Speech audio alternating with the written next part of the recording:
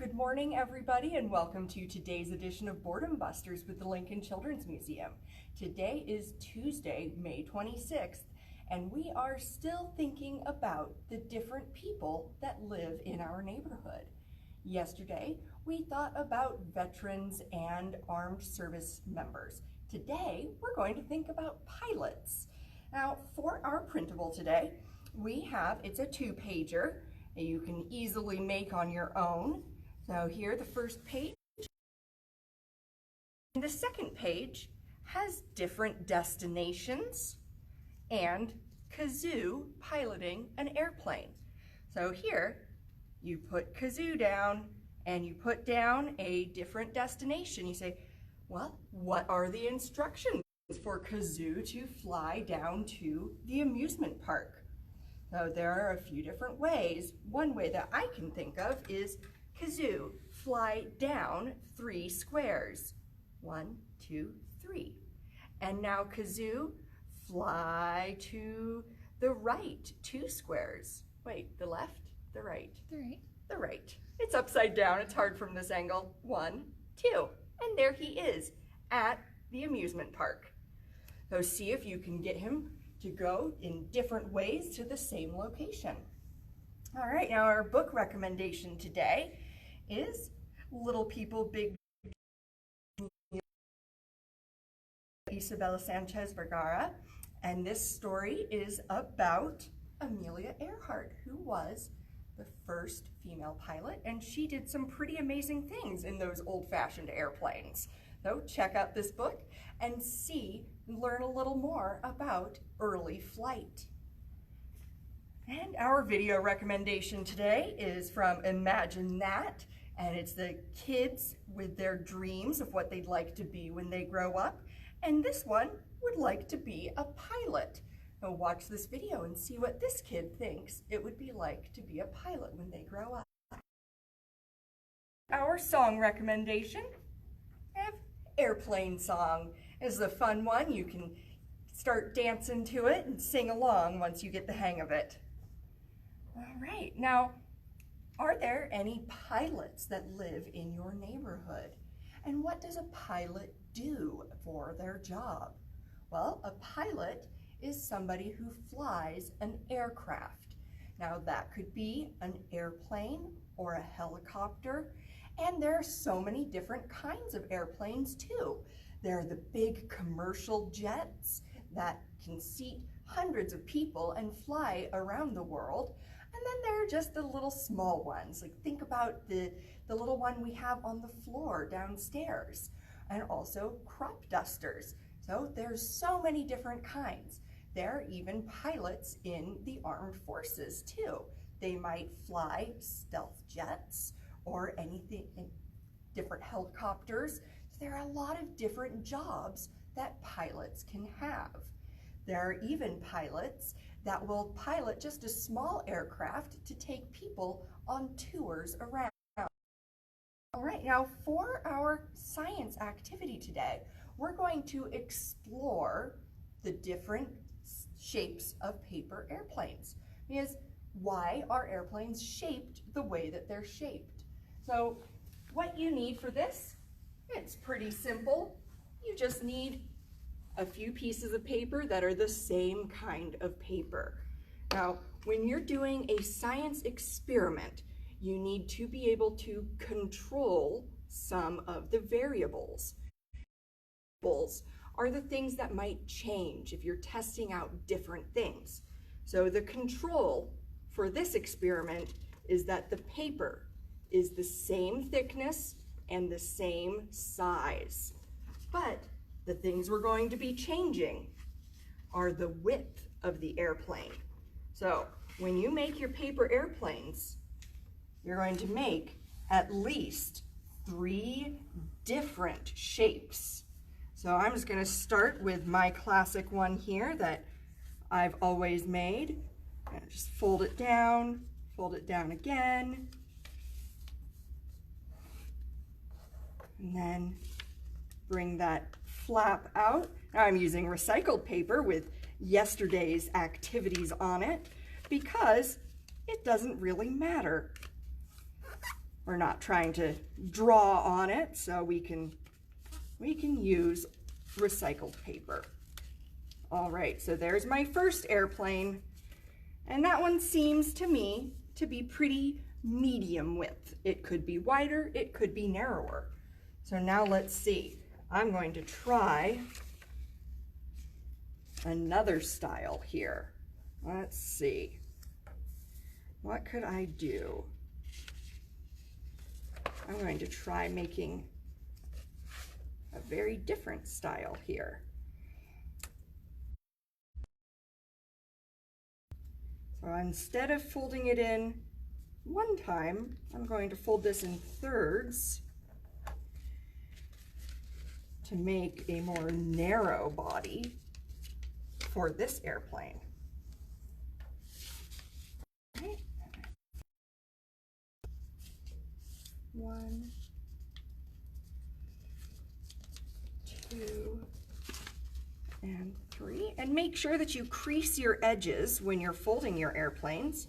Now I use my fingernail, keeps it nice and sharp, and that way the airplane doesn't fall apart.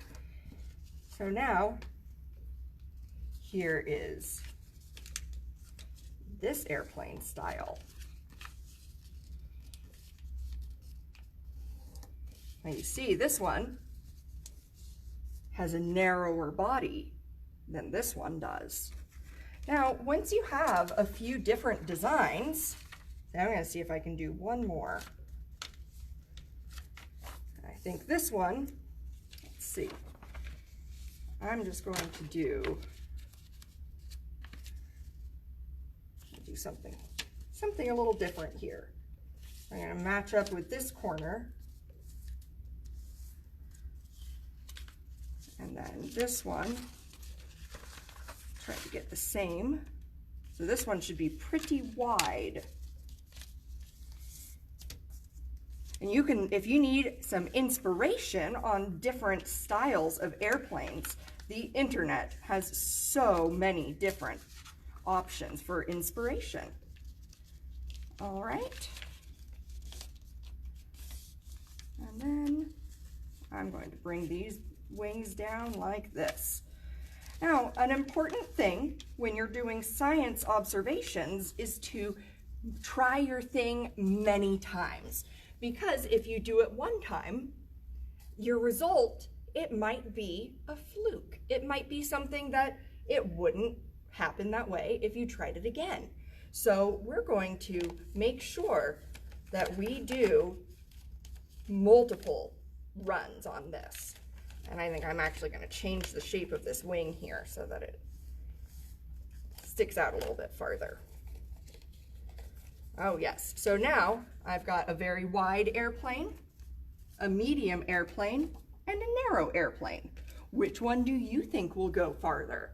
So when you're doing this at home, you can mark out on the carpet.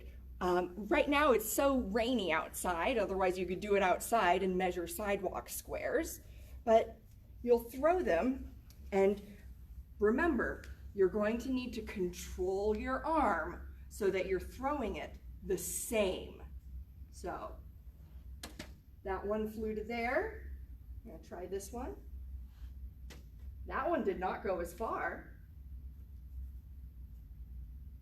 And that one went just about as far as the other one.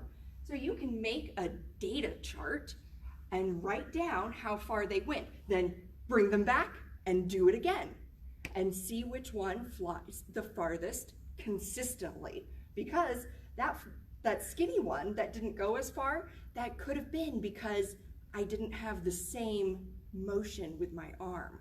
I noticed as I was throwing it, as it was leaving my fingers, I felt like it was pointing down a little bit. So make sure to do multiple trials. And with this one, our controlled variable is the paper and the thing that is, and also how much pressure we're putting into it when we throw it. And the thing we're changing is the shape. Now, what else could you do? What other further science experiments could you do with this? One I can think of is to get the same size of paper, but different kinds, and fold the exact same paper airplane out of each one. So you could get printer paper, construction paper, and newspaper, cut them all down to the same exact size, fold them all exactly the same, and see which kind of paper works best. All right, now have fun with that, and hopefully you'll learn something about aerodynamics. All right, now for our craft today, we are going to be making some simple little airplanes out of cardboard tubes, popsicle sticks, colored paper, and you'll need some glue and some scissors, and I'm going to use the box knife here to help me get my wings into my tubes. Now you can paint your tube or you can cover it in paper. So first of all, decide how big of an airplane would you like to make. Now I think I'm going to make one that's a little bit smaller. So you can cut down the side. I think I want mine to be this long. So you can make tiny little airplanes, or you can make great big jumbo jets. It is up to you. Now here is my tube, and I think I'm going to make a green airplane. I'm going to use tape for this because I know from experience that if I try to use glue stick to get the paper to stay on here, it just comes right off because of the curve of the tube. So there's my green part. Now if you have some of those round stickers, like maybe people use them to color code things at a garage sale, you can use those for windows, but I'm going to be cutting my own out of paper. Now my airplane here is mostly green. I'm going to add a stripe of pink to one end. Actually, maybe a stripe of pink to both ends. That'll look nice. You can get creative with your colors here. Now, I love using the colored craft sticks because there are just so many things you can do with them, so many choices. Let's see. If you only have plain ones, though, that is just fine. Now, when I put my paper down, I like to anchor it with one piece and then bring it around. Then I can cut it off when it's at the point where it's the right length. And then tape it down on that side too. Is this going to be long enough? Oh, almost. That's okay. I am fine with that. All right. So you can get creative with the colors of your paper or your paint. So there's the body of my airplane now. All right, now I need to cut in some holes for the wings. So I'm going to use my box knife here, grown-up hands only. All right, there's a hole there. And then I need one on the other side too. And there we go. All right, and I think I want my airplane to have purple wings. So you just slide these into the slice that you made.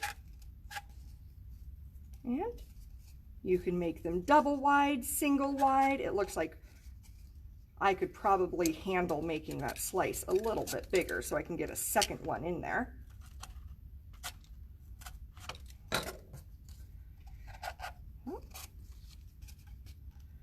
There we go. Perfect. Now, if you would like, you can use some glue to secure your wings there. If you use white glue, you're going to have to wait for it to dry, but you could probably use hot glue and it would be done much more quickly. I'm just going to leave mine be though. All right, you can also tape or glue your wing sticks together so that they don't come apart. All right, see, windows. I want some blue windows, and I'm going to fold my paper up. See, I think I'd like 1, 2, 3, 4 on each side. So 4 plus 4 is 8 windows. Right now, if I cut through this, I would have 2 windows. Now, if I cut through it now, I would have 4 windows. So I'm going to fold it one more time to get 8. I have 8 layers of paper there. That will give me 8 windows. And so you can use your round stickers here for windows, but I'm going to make mine kind of oval shaped, like the shape they are on the commercial airplanes that I fly on to go home to see my family in Oregon. All right. Well, there's my little oval windows. And they're all exactly the same because I folded up that paper. All right, I'm going to use some glue stick and glue them on. Now there's one more part of this airplane that is going to be very important, and that is the tail wing. So let me get these windows on here and then I'll show you how to get a little tail on there. All right, there's 3 and 4. I'll come back and get the other 4 windows on after I show you the little tail. We're going to use the box knife again, and we want it to be in the middle, in the back. Now this time I'm going to make sure it's only the width for one. Let's see, what color should I make that be? I think I'm going to go with yellow. Now this would be too big, so I'm just going to break this in half. There we go. And there, let's get this in here. There we go. There is our easy airplane craft. I'll get those windows on the other side. Right now the passengers on this side are the only ones you can see.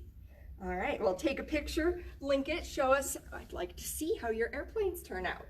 And we also have a physical activity today, and this is a fun one for improving your core strength. Your core is the main big part of your body. Now, for this one, you'll need a friend, a partner, a sister or a brother, and a stuffed animal. So you lay on your back, and then have the stuffed animal fly the stuffed animal over to your sister or brother, and then they will have to get it with their feet. And so your feet are the airplane for your stuffed animal. Now, Miss Katie, I do have a joke for you today. Yes, Miss Greta? Do you think that invisible airplanes will ever be a thing? I don't know. What do you think? I don't know. I just can't see them taking off. Now, I want to remind everybody about Comanity and hashtag heartfelt rewards. Now, our Comanity celebration is coming up on May 31st. We will have a lot of fun things, including a string beans concert for you. Now, also, make sure to check out our online store. We have some pretty fun things. We have some Kazoo's surprise mystery kits. Those have packed full of fun things to do. Definitely will have activities for at least a couple days in there. And those are intended for ages 2 to 10 approximately. However, they are fun for older kids as well. All right, well, I hope everyone's been enjoying these Read Aloud Lincoln story times with your favorite librarians. Check out their Facebook page for their schedule of who will be reading to you at what times. Now, I hope to see you all tomorrow for day 3 of Who's in Your Neighborhood.